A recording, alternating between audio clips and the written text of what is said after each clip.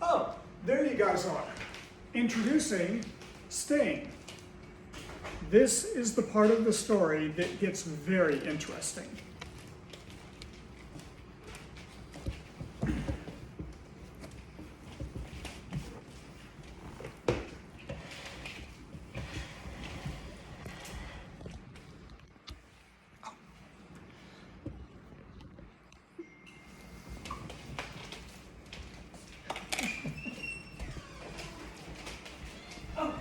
Owen and Gloin began to fight. That settled it.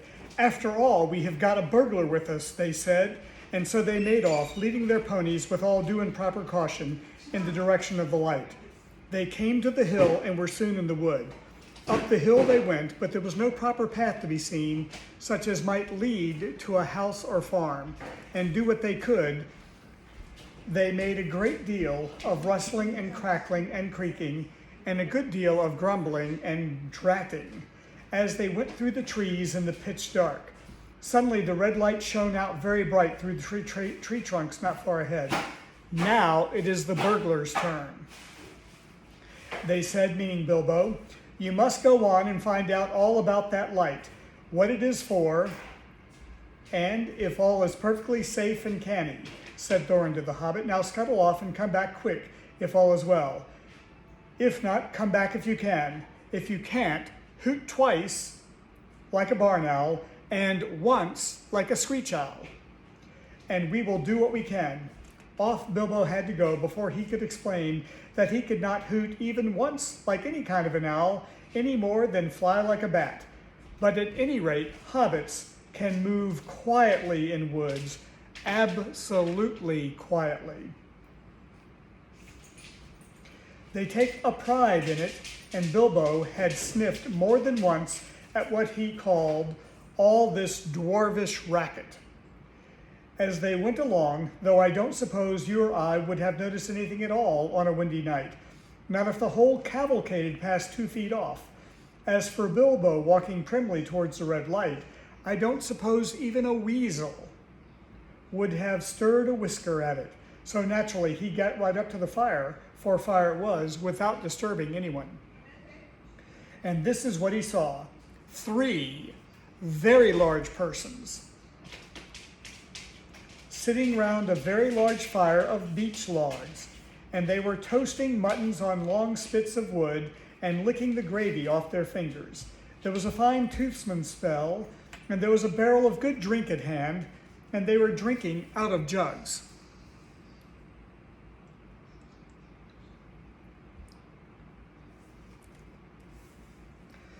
But they were trolls, obviously trolls. Even Bilbo, in spite of his sheltered life, could see that. From the great heavy faces of them, and their size, and the shape of their legs, not to mention their language, which was not drawing room fashion at all. Mutton yesterday, mutton today, and blimey if it don't look like mutton again tomorrow, said one of the trolls. Never a blinkin' bit of man flesh have we had for long enough, said a second. What the hell, William, was a thinking to bring us into these parts at all, beats me. And the drink running short, what's more. He said, jogging the elbow of William, who was taking a pull at his jug. William choked. Shut your mouth, he said as soon as he could. You can't expect folk to stop here forever just to be et by you and Bert. You've had a village and a half between you since we come down from the mountains. How much more do you want? And time's been up our way. Wouldn't you have to thank you, Bill, for a nice bit of fat valley mutton like what this is? He took a big bite off of a sheep's leg he was roasting and wiped his lips on his sleeve. Yes, I'm afraid trolls do behave like that, even those with only one head each. After hearing all this, Bilbo ought to have done something at once. Either he should have gone back quietly and warned his friends that there were 3 fair-sized trolls at hand in a nasty mood, and quite likely to try roasted dwarf or even pony for a change, or else he should have done a quick bit of good burglaring. A really first-class and legendary burglar would have at this point have picked the troll's pockets. It's nearly always worthwhile if you can manage it. Pinch the very mutton off the spits, purloined the beer, and walked off without their noticing him. Others, more practical but with less professional pride, would perhaps touch a dagger into each of them before they observed it. Then the night could have been spent cheerily. Bilbo knew it. He had read a good many things he had never seen or done. He was very much alarmed, as well as disgusted. He wished himself 100 miles away, and yet somehow he could not go straight back to Thorin and company empty-handed. So he stood and hesitated in the shadows. Of the various burglarious proceedings he had heard of picking the troll's pockets seemed the least difficult. So at last he crept up behind a tree just behind William. Bert and Tom went off to the barrel. William was having another drink.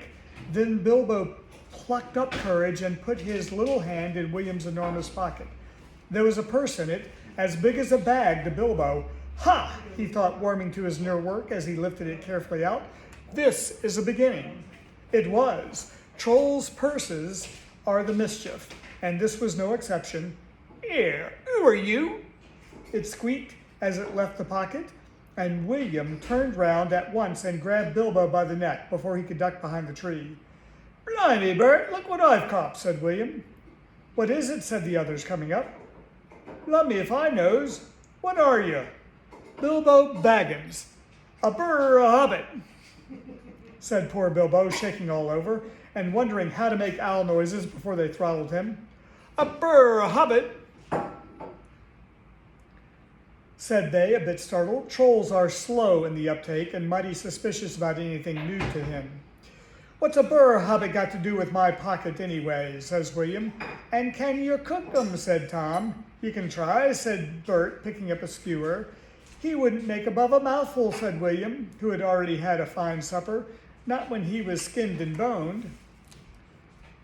Perhaps there's more like him round about, and we might make a pie, said Bert. Here you are. Are there any more of you sort of sneaking here in these woods, you nasty little rabbit? He said, looking at the hobbit's furry feet, and he picked him up by the toes and shook him. Yes, lots, said Bilbo, before he remembered not to give his friends away. None at all, not one, he said immediately afterwards. What do you mean, said Bert, holding him right away, but by the hair this time. What I say, said Bilbo, gasping, and please don't cook me, kind sirs. I am a good cook myself, and cook better than I cook, if you see what I mean. I'll cook beautifully for you, a perfectly beautiful breakfast for you, if you only won't have me for supper. Poor little Blyther, said William. He had already had as much supper as he could hold. Also, he had lots of beer. Poor little Blyther, let him go. Not till he says what he means by lots and none at all, said Bert. I don't want to have me throat cut in me sleep. Hold his toes in the fire till he talks. I won't have it, said William. I caught him anyway. You're a fat fool, William, said Bert, as I've always said afore this meeting. And you're a lout. And I won't take that from you, Bill Huggins, says Bert, and put his fist in William's eye. Then there was a gorgeous row. Bilbo had just enough wits left when Bert dropped him on the ground to scamper out of their way of their feet before they were fighting like dogs and calling one another all sorts of perfectly true and applicable names in very loud voices. Soon they were locked in one another's arms and rolling nearly in the fire, kicking and thumping, while Tom whacked at them both with a branch to bring them to their senses. And that, of course, only made them madder than ever. That would have been the time for Bilbo to have left, but his poor little feet had been very squashed in Bert's big paw, and he had no breath in his body, and his head was going round, and so he lay there for a while panting. Just outside the circle of firelight, right in the middle of the fight, came up Balin. The dwarves had heard noises from a distance, and after waiting for some time for Bilbo to come back or to hoot like an owl, they started off one by one to creep towards the light as quietly as they could. No sooner did Tom see Balin come into the light than he gave an awful howl. Dwarves. Trolls simply detest the very sight of dwarves, uncooked. Bert and Bill stopped fighting immediately, and to sack Tom quick, they said, before Balin, who was wondering where in all this commotion Bilbo was, knew what was happening. A sack was over his head and he was down. There's more to come yet, said Tom. or I'm mighty mistook. Lots and none at all it is, said he. No burr o' hobbits, but lots of these here dwarves, that's about the shape of it. I reckon you're right, said Bert, and we best get out of the light. And so they did. With sacks in their hands they used for carrying off mutton and other plunder, they waited in the shadows. As each dwarf came up and looked at the fire and the spilled jugs and the gnawed mutton in surprise, pop went a nasty sack over his head, and he was down. Soon Dwalin lay by Balin, and Fili and Kili together, and Dori and Nori and Ori all in a heap, and Owen and Glowin, and Bifur and Bofer and Bomber piled uncomfortably near the fire.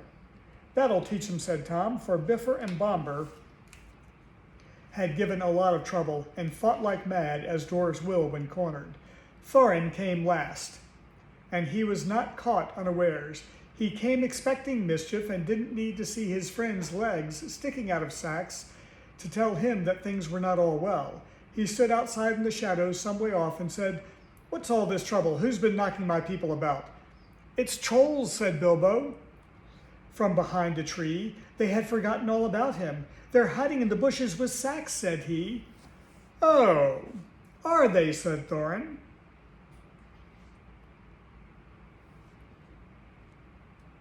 And he jumped forward to the fire before they could leap on him. He caught up a big branch all on fire on one end, and Bert got that end in his eye before he could step aside. That put him out of the battle for a bit, and Bilbo did his best. He caught hold of Tom's leg as well as he could. It was thick as a young tree trunk, but he was sent spinning into the top of some bushes when Tom kicked the sparks up in Thorin's face. Tom got the branch in his teeth for that and lost one of the front ones. It made him howl, I can tell you. But just at that moment, William came up behind and popped the sack right over Thorin's head down to his toes. And so the fight ended. A nice pickle they were all in now, all neatly tied up in sacks, with 3 angry trolls and 2 with burns and bashes to remember, sitting by them, arguing whether they should roast them slowly or mince them fine and boil them, or just sit on them one by one and squash them into jelly. And Bilbo up in a bush with his clothes and his skin torn, not daring to move for fear they should hear him. It was just then that Gandalf came back, but no one saw him. The trolls had just decided to roast the dwarves now and eat them later, and that was Bert's idea, and after a lot of argument, they all agreed to it. "No good roasting them now, it'd take all night," said a voice. Bert thought it was William's. "Don't start the argument all over again, Bill," he said, "or it will take all night." "Who's arguing?" said William, who thought it was Bert that had spoken. "You are," said Bert. "You're a liar," said William. And so the argument began all over again, and you can see Gandalf's point.